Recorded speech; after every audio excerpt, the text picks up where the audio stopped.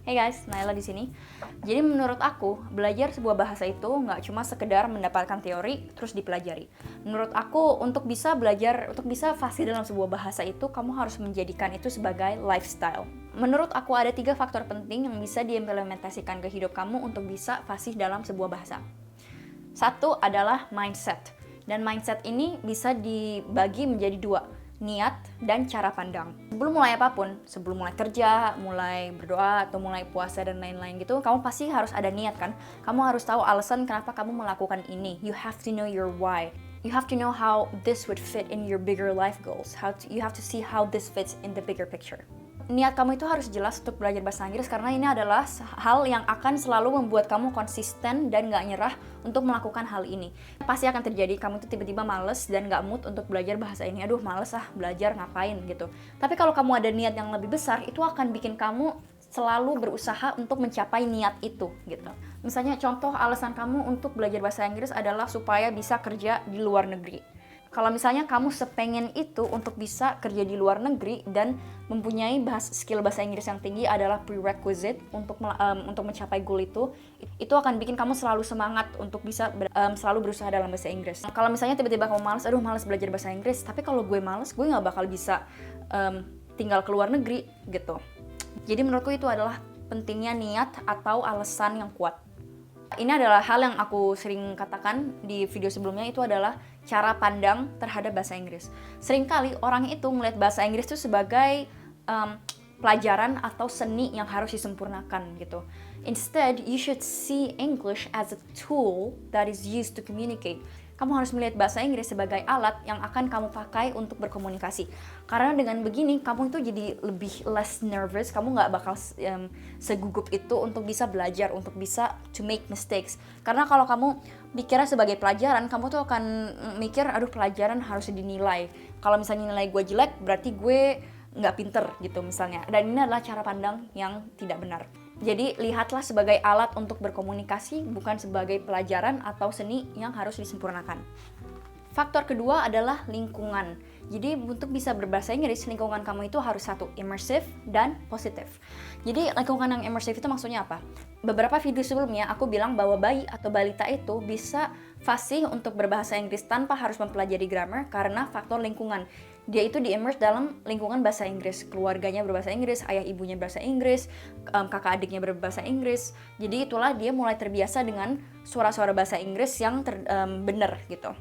Tapi itu kan balita yang emang besar kecilnya di sana gitu. Sedangkan kita orang Indonesia gimana? Ya itu emang challenge kita yang harus kita hadapi sebagai orang Indonesia yang gak dikelilingi sama orang bahasa Inggris. Emang sih kalian gak bisa milih orang tua kalian siapa, kakak adik kalian siapa untuk berbahasa Inggris gitu. Tapi yang bisa kalian pilih adalah konten. I know that it might seem a little repetitive because I say this a lot, but I'm gonna keep saying this until your ears bleed. Kalian itu bisa milih konten dari YouTube, dari Google, dari podcast, dari TV series atau film, dan ini adalah cara dimana kamu bisa meng-immerse diri kalian dengan konten bahasa Inggris, membiasakan kuping kalian dengan suara-suara bahasa Inggris. Dan yang kedua adalah lingkungan yang positif.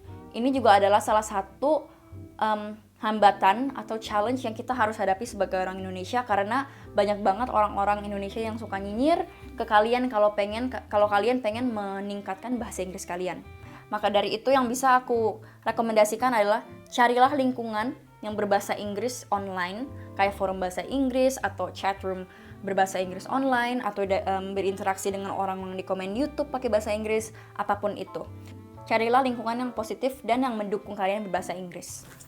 Faktor ketiga adalah teknologi. Bayangin deh, dulu sebelum ada internet, orang kalau misalnya pengen belajar sebuah bahasa itu mereka harus ke perpustakaan atau harus cari les, dan di perpustakaan itu mereka harus cari-cari buku atau kamus untuk mempelajari bahasa itu secara sendirinya. Tapi dengan adanya internet, secara teori kamu tuh bisa langsung ke Google, cari konten atau cari bahasa yang pengen kamu pelajari, and then there it is. Tapi prakteknya mungkin lebih susah, lebih complicated dari itu kan, karena banyak banget ribuan, biliaran konten yang bisa kamu konsumsi untuk belajar. Jadi challenge-nya adalah gimana kamu bisa tahu konten apa yang bagus, website apa yang bagus, apps apa yang bagus, dan lain-lain. And this is why I think Googling skills is very important untuk bisa belajar bahasa Inggris atau bahasa yang lain.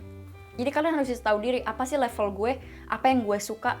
apa yang gue perlukan gitu. Jadi menurut aku self awareness juga sangatlah penting untuk mengetahui apa konten apa yang kamu perlukan untuk bisa belajar bahasa Inggris.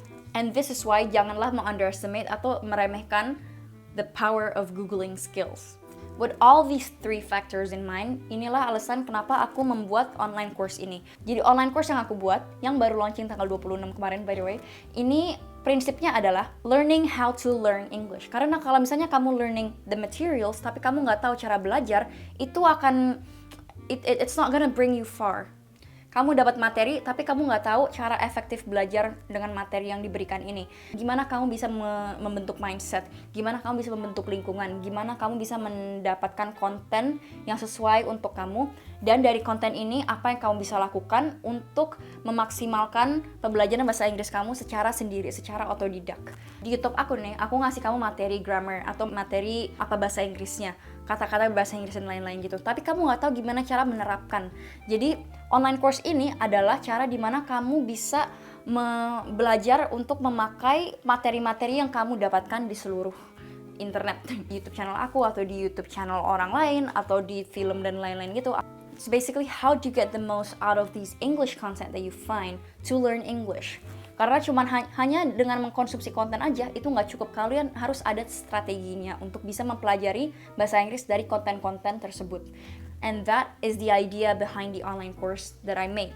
So with these 3 factors in mind, dengan mindset, environment, and technology, kamu bisa fasih dalam bahasa Inggris tanpa mengandalkan seorang guru atau siapapun, dan kamu bisa belajar dimanapun, walaupun kamu di Indonesia dengan lingkungan yang berbahasa Inggris. So kalau misalnya kamu pengen cari tahu, kamu bisa lihat di website aku di sini dan baca-baca. Dan kalau misalnya ada questions, you can send me an email or a DM untuk lebih tahu tentang course ini.